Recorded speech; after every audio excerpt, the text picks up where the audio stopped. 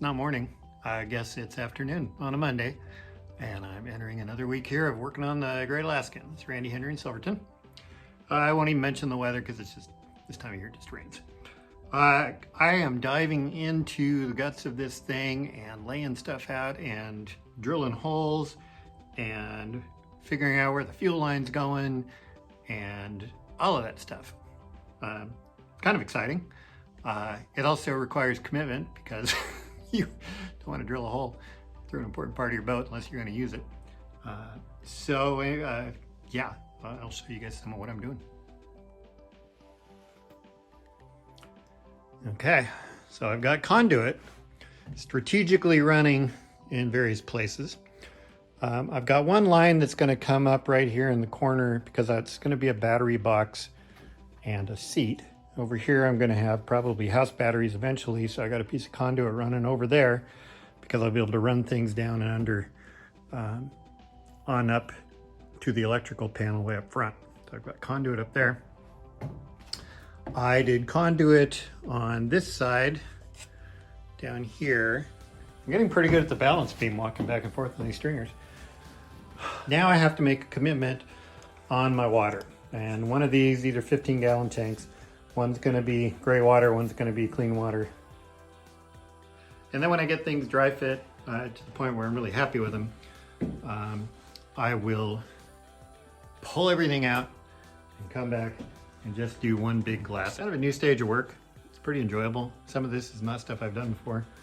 And now is the time to get in and start doing the electrical planning. Anybody who's building one of these, I would encourage you to start talking to your insurance agent 6 months early. Turns out to not be easy. I gotta give a hand out to Ron Brockman out of Albany, Oregon. Specializes in stuff. He's working really hard to try to find me some insurance. This is a cold molded plywood boat. It is not a fiberglass wood boat. That's not lying. That's just using terminology that insurance industry understands a little bit more. Well, notice anything here? My boat is cleaned out. Yep, I pulled everything out. I have spent the last couple of days cutting about 1 million little pieces and medium-sized pieces for the floor bracing, the various stringers, all the little pieces that go underneath. And now I've taken everything out because I am going to fiberglass stuff. Ooh, glass are green. Yeah, so everything is on, not everything, is on tables throughout my garage. I'll show you a little quick look here. As I make my way through my small space towards my epoxy area. All right, these are going to be pieces of my floor and the drainage under my tank area. Piece of PVC split in half. I've got a bunch of pieces that will become supports between the various sections of my floor. I've got a 1/2 inch bulkhead for around my water tanks. That goes in there too.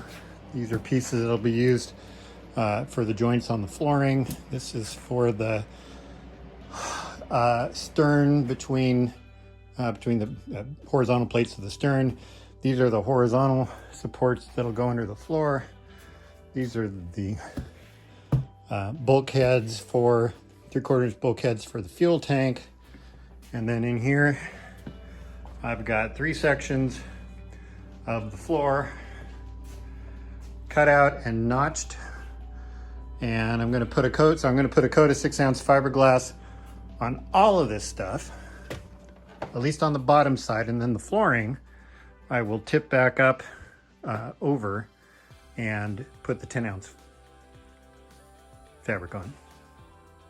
First thing I'm going to do though is go into the hole and do one more pretty broad sanding with the random orbital sander and then wash it down. With ammonia water, clean out, get all the dust out, prep everything so I can make sure all the joints are going to be really good and solid.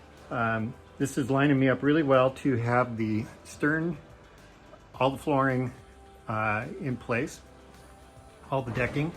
hopefully the bulkhead, and I'll have the sides, quiet down Wasco. I'll get the sides fiberglassed next week with the window cuts, get those on, and my dog has noticed it's starting to rain really hard and he wants to come in. I don't blame him. I'll let the dog in. Come on. Well, that was clever. And here's what it looks like with the floor dry fitted in. Yeah. The bottom piece, or the bottom side of each of these panels has been glassed with 6-ounce fiberglass. Part of the reason that I decided to dry fit it is I've got the joints. I did 2-inch strips of 1/2-inch plywood. They're glassed on the back side already. I have screwed them into place all along here so that these other panels will sit firmly on them. And I'm installing those because I want to glue them onto the bottom. So I'm going to pull these back out. My God, that's going to be a freaking lot of work.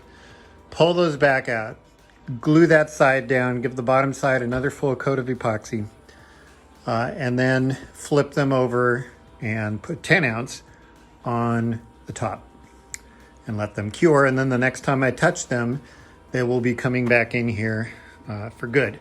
While those are curing, I'll be installing gas tanks and all the fittings and all the hoses, and that's what it's looking like. So as soon as I get the floor in, then I will bring in the bulkhead and glue that into place.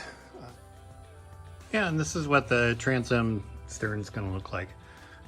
Again, dry fitted, so I've got these horizontal pieces, a couple of plugs. I will come back and add flush segments here, which means I'll need a port in there so I can get to the bolts that will be holding the cleats down. I'm gonna have to spend some time thinking about the door up here because I think I want to make it, you know, 1 inch thick, so it's substantial, but it's got to be hinged in a way that gets the keeps it open, so I can keep that 21 and 22 inches cooler width. So this is what it looks like to date.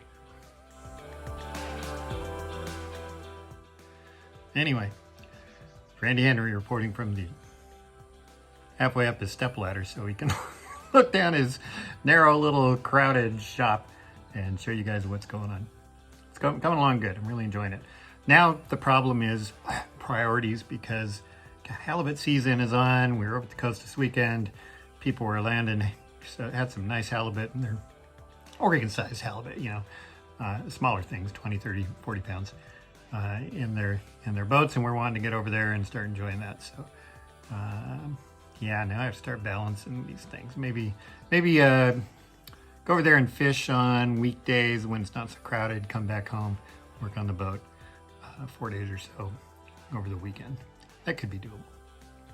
I'll talk to the wife.